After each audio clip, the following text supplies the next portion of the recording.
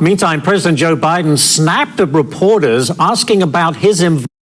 Biden and his team arrived for his closed-door deposition in Delaware. This was literally just about 10 minutes ago. There he is with his backpack on. Meantime, President Joe Biden snapped at reporters asking about his involvement with Hunter's business dealings. Roll the tape. President Biden, how involved were you in your son's Chinese shakedown text message? Were you sitting there? Were you involved? Well, you know what? Gary Shapley, the IRS whistleblower, says federal investigators just completely ignored these crucial messages. Listen to this. And the importance of that WhatsApp message is that as an IRS criminal investigator, we need to understand all the financial flows of money. We're working an investigation on Hunter Biden, and we're trying to assess a true and accurate tax assessment for him. So if there is money that's going elsewhere, whether it's President Biden or elsewhere, we need to follow the investigative steps to ensure that happens, and they were just not allowed in this particular investigation. Just not allowed to fully investigate. Brett Tolman, a former U.S. attorney, joins us this morning. Brett, great to see you. You know, look, Gary Shapley, to me, seems a very credible person and his testimony, and he's clearly upset by what he faced. What happens now, though? We know all of this, but what happens now? Well, thanks for having me on. Yeah. It truly is a staggering, revelation that the son of the president, then vice president, was basically shaking down a foreign agent for millions of dollars and demanding it. And key in that message is he references the Bidens, plural. He references, more than just himself. And we all know what that means when you piece together all the other evidence. What's tragic about this and shocking is this is so inconsistent with DOJ's historical practice when it comes to these investigations. What this is called is sourcing investigations, where you follow the flow of money in and out of accounts, and you see who's involved in the conspiracy that you're starting to uncover. They were not allowed to do that, right, and to the great detriment of all of us. So who's it going to be left to? Well, DOJ is not willing to do it.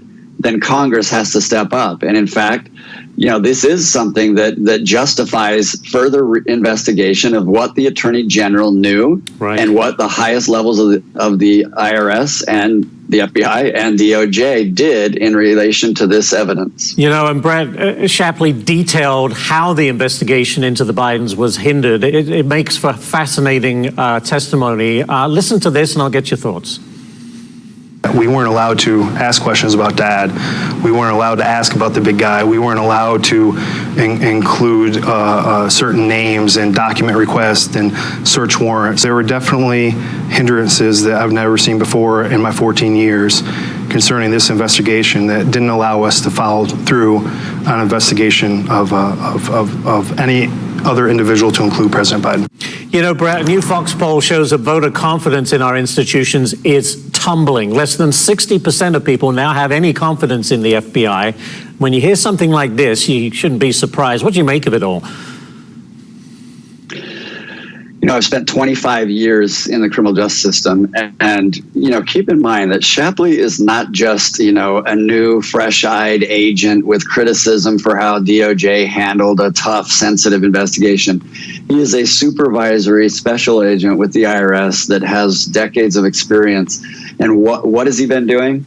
He's been doing, in every other case, what DOJ demanded, and that was to expose all those that participated in some scheme to hide and flow money that may have been illegally obtained. And here, this is not a stretch that Hunter Biden was doing things inappropriate with money. We have fake dummy LLCs that are set up. We have whistleblowers within the companies that Hunter Biden was working, indicating that the big guy was Joe Biden. This is embarrassing for this country. All of the doubt and criticism of our institutional investigative units in this country is justified based on this shocking revelation. And I can't overstate it. This is a bombshell. It is the largest conspiracy that we've uncovered that we've not been allowed to investigate fully. People should be sitting in jail like all the other Joe average citizens out there who have been investigated for this type of behavior. Well, we'll find out where this leads us, but my goodness. Brett, thank you so much for joining us this morning and with your input on this issue. It's not going away anytime soon, for sure. Brett, thanks.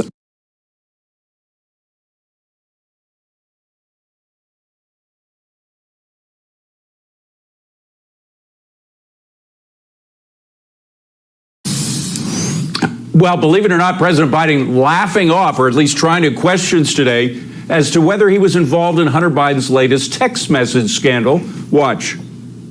How involved were you in your son's Chinese shakedown text message? Were you sitting there? Were you involved? No, I wasn't. I don't know. Were you? No. Well, you get a little testy at the end there, but a new text message released by House Oversight from Hunter to a CEF Chinese energy official. Of course, they're affiliated with the Chinese government, shows otherwise. With me now, let's get right to it with the best of the best, legal expert Jonathan Turley, who joins us now. Jonathan, great to see you. You know, the president tries to laugh this off, but the evidence just keeps mounting and mounting, and these texts are the gift that never stops giving. I mean, the stuff that's coming out of these texts, these WhatsApp texts from Hunter are just extraordinary. Here's one, just a tidbit of one. He tells his Chinese partner, the Bidens are the best I know at doing exactly what the chairman wants from this partnership. Do we know what the chairman wanted from the partnership? Will we ever find that out, Jonathan?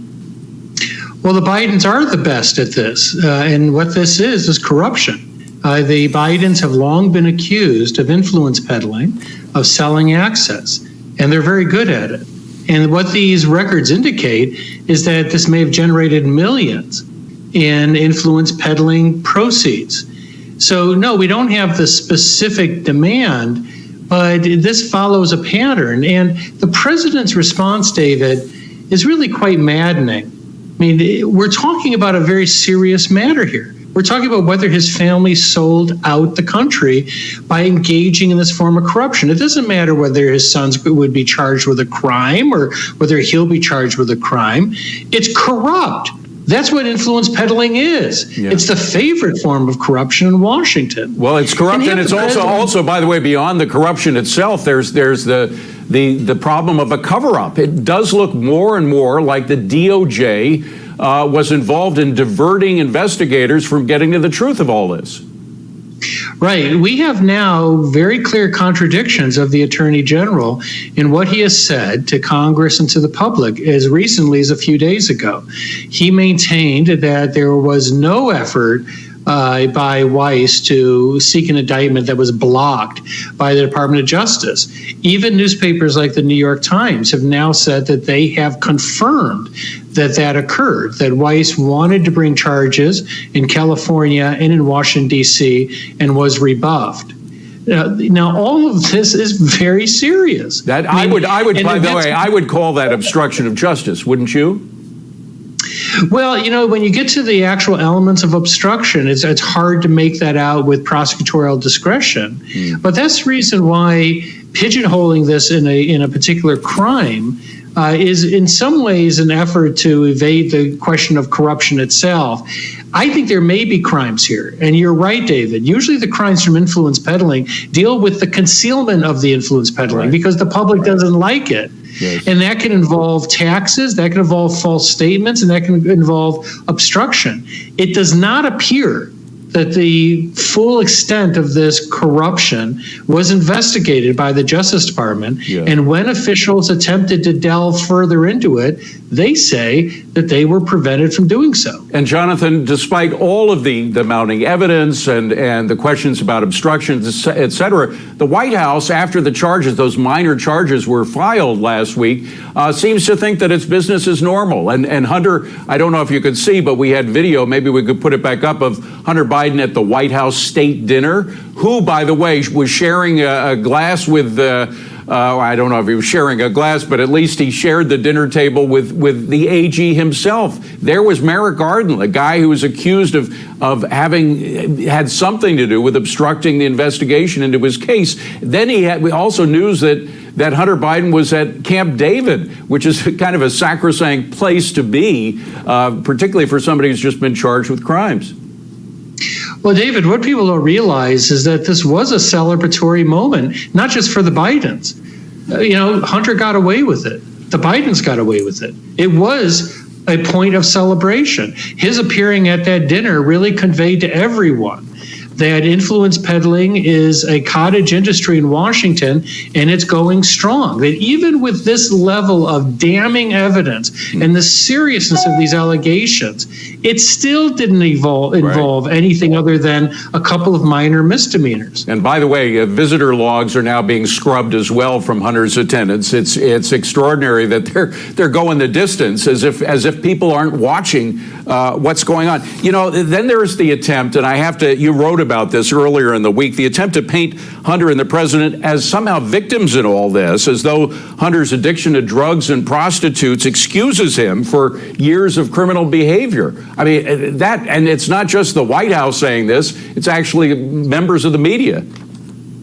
Right, and it's really implausible because they keep on portraying this as like he was panhandling in Times Square. He was at the center of a complex system of dozens of LLCs and bank accounts shifting millions of dollars internationally through an influence peddling scheme. That's not the profile of some junkie trying to get money for his habit. It's the profile of a champion level form of influence peddling. Jonathan, finally, I have to hearken back to when you and I first met, which was during the Bill Clinton impeachment period for Whitewater. That's how far back you and I go. But I'm just wondering, do you think that we have now reached at least the threshold for impeachment that we saw for the Clinton impeachment? I think the key here is that we are well past the threshold for oversight investigations and the possibility of impeachable offenses. You can't deny that. There are false statements here that have to be explored. And so oversight committees have every right to delve into these issues, and I think courts will support them. At this point, the power of Congress to investigate this matter is at its apex. There are criminal and potentially impeachable matters involved, and they can move this aggressively and quickly, in my view. Jonathan Turley, great to see you, and I'm proud to have known you for that long a period of time. You've helped me out all the way. Thank you very much, Thanks, Jonathan. Dave.